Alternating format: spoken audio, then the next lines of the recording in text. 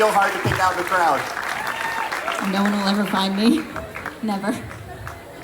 Jenny was on the movie well before we were and left well after we did. She almost died. And now the man responsible for that near-death experience, Jhonen Vasquez.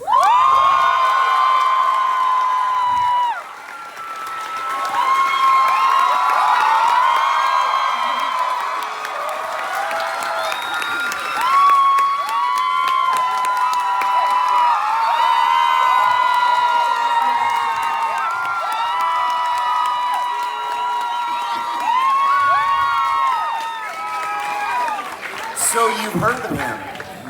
You've heard of Jhonen then. Okay, cool. Hello. Okay, so let's start. Jhonen, do you want to tell us how the movie got started? Yeah, we're basically going to tell you how to make Invader Zim the movie in case you guys want to make your own Invader Zim the movie. Try it at home. And the year was 2015. I was doing nothing. And then I made the movie. All by himself. So when I finally had the idea, it pretty much went very quickly. I started writing most of 2016 with Brian Burns, who I brought in as a story consultant, because I knew that at the length that this thing was going to be, it couldn't just be another Zim episode. It had to have a little bit more structure. And Brian is way more human. You know, like he has feelings and, you know, and so I needed someone who I could tap their brain for a little bit more of a slightly more traditional story structure. And so he and I wrote the movie for all of 2016. And it didn't take that long, but because of waiting for approval and stuff, it took that long. I don't know what people think. But there was a reason for it, because when Zim teleports the Earth to what we were calling hell space, it had to be a contrast. We had to go from something pretty to something red skies, and in Zim it was always red skies, or orange red skies. We couldn't go from old Zim red skies to more red skies. It had to go from nice looking to really scary looking. And so that's why we ended up with blue skies. But every shot that Jenny would show me that had blue skies, I'm like, I know I wanted this, but I really hate this. But because it's a movie, it had to have a lot more thought behind everything. Not that we didn't think about the series, but we definitely thought a lot less. You know? And that's what's kind of great about it. I think Jenny got me the shirt. I did get them, yeah. I'm gonna call on someone else. Oh, okay. No, she likes my t-shirt. All right? I still have no authority. Jenny's always getting, oh, I love your hair. No one likes anything that I have. So thank you.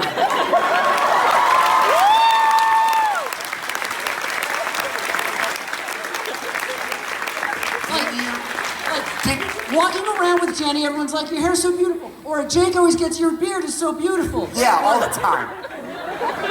No one has ever said that to me. What was the question? Okay, so as a director, do you have any other I almost laughed when you said, as a director. Yeah. I'm like, me? What?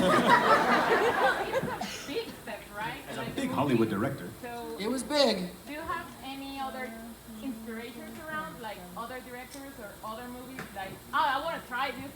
I mean, most of my inspiration, Zim always, more so than inspired by animation or anything, for me personally, I'm pulling from movies. Because Zim, the bigger and more serious you take it, the funnier it is, the stupider it comes off.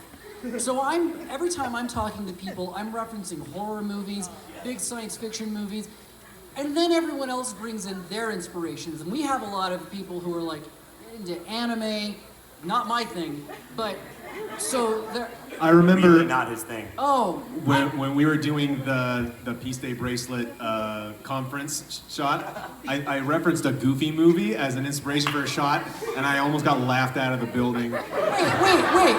Which shot? When they're going into the stadium, there's a shot in a Goofy movie where they're going to the concert at the end of the movie, and I was like, I'm going to reference this shot. But that would have been awesome. I have Well, no it issues ended with up- it ended up Goofy's good. not anime. No, just everybody in the room thought I was. I just think that people who are like really into anime, they're trapped by it. That's all they do. They think you. I've taken you to other talking to the movies, wrong Johnny. audience. No, I take you to other movies. But I'm not accusing you of that. Oh! I just think that like they pull from this theater, like if a character laughs, they have to go. There's just go-to ideas that are it's like, do your own thing. Do your own thing. Anyhow, I don't remember what your question was, but yes. Movie that is clearly anime. Spencer's intro, Spencer 1 did that intro, and it's amazing. I was specifically told for Phase 2 to be like a Super Saiyan power-up. So. Yeah. Yeah, we referenced anime when appropriate. Right. Wink. And sometimes we tried to reference it when it turned out to not be appropriate. We were surprised. Most of the time, I was told to reference to like a horror movie that, like, Yeah. like go watch Candyman or something. Poltergeist. Candyman. I was bringing every single time. Go watch Candyman and just do what they do in Candyman. At the very beginning, they were telling me about G.I. Joe and Transformers the movie all the time. Like, Oh, to the point where I was like, God, yeah. fine, I haven't seen them since I was 5. I will go watch. And I did, and they were amazing. That wasn't It was the specific, opening. Right. It wasn't specific details. It was just the fact that there was like really upsetting stuff in Yeah. those movies. They were bananas and gross. Yeah. Oh, we referenced G.I. Joe the movie in the series. I think where Dib is in a parking structure and he runs into like these rat people that are in a parking structure, and one of them says, "I was once a man," and that's Cobra Commander because he's turning into a snake. Man, that movie is upsetting. It is upsetting. He's That is- really turning into a horrible snake. It gave me monster. nightmares when I was a kid. Yeah. I don't know. Why are we Anyway. talking about G.I. Joe the movie? We were asking, okay, let's get another question. This is finished. Oh, you like my boots? They're good boots. Thank you. I'm not invisible. Again, overall, I don't know if you saw the other exchange. That's not a question. You get one more. If you say one thing you do like, you gotta say one thing you don't like to balance it out. I like your boots, but I don't really like your jacket. Okay, what's the question? We're here. We need a microphone. Here, we can't. Here, you take my mic for.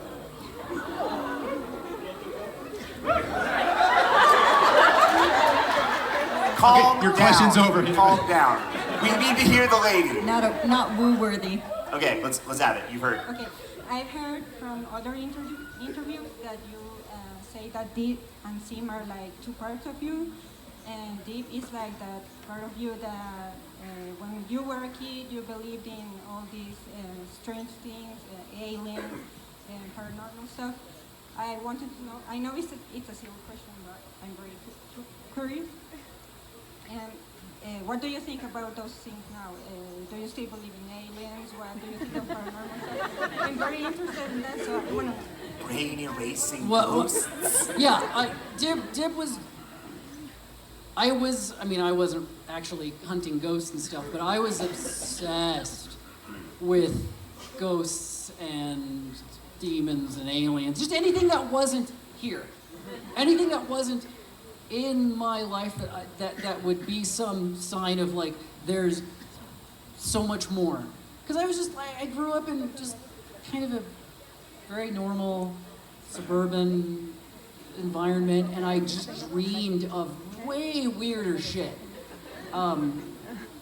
And so I genuinely believed that stuff was just a matter of time. Like that's kind of one of the craziest, coolest things about being a little kid is it wasn't that like you would watch movies and you would see all this like escapist adventure and you knew it was entertainment, you were entertained by it, but at the same time it was inevitable. you were going to have that adventure. You were going to go to outer space. You were going to see ghosts and fight monsters. It just was, which is what a lot of Very Important House was about. And that's a part of me that I love still feeling connected to. But in terms of how I feel about those things now, I haven't seen a ghost, I haven't seen an alien, so every year that passes that I don't see something amazing, I get angrier and sadder. And so it's, and I wish, like, I really wish that I had grown out of that. I feel like it's important to let go of that stuff so that you can be an adult and just be fucking boring. And I didn't, so I just get mad. And so I think that Dib is a lot of, he does believe and he does know, but he's just so frustrated that he can't share this with people, that they don't buy into it the way he knows it's real. And that was like the way to make Dib his own kind of villain. He, in the movie, everything goes bad because he doesn't just want to save the world. He could have done it very easily once Zim had given up. But he wants to do it in front of everybody. He wants to do it in front of everybody so that they can see how cool Dib is, how smart and how noble, how great it is that he rescued the world. And in doing that, he kind of screws the world over and gives Zim a chance to do his thing. Yeah, I wish that things were cooler. I wish that things were weirder. I still think that there's stuff out there that I simply haven't experienced, but, you know, I'm very, very unhappy about it. So thank you for picking at that wound. Do we have a question about how... I don't want it to be about if Jhonen's disappointed in the world again. I don't even hear. Okay, you're so enthusiastic in the black. Sorry, not you in the blue. Yeah, you. And please, a question. Okay.